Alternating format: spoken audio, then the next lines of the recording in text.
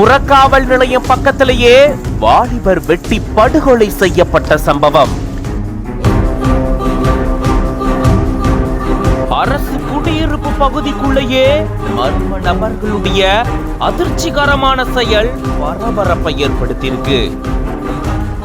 கோவை வெள்ளலூர் அரசு அடுக்குமாடி குடியிருப்பு பகுதியை சேர்ந்தவரு 19 வயதான இன்பரசன். இவரு பிளம்பிங் வேலை செஞ்சுட்டு வந்திருக்காரு.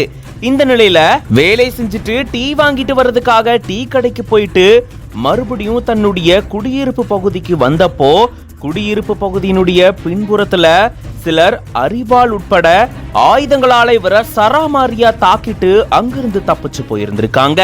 சம்பவ இடத்திலேயே இவரு உயிரிழந்ததா கூறப்படுது. இதை தொடர்ந்து தகவல் அறிந்த போத்தனூர் காவல்துறையினர் விரைந்து வந்து உயிரிழந்தவருடைய உடலை கைப்பற்றி பிரேத பரிசோதனைக்கு அனுப்பி வச்சிருக்காங்க.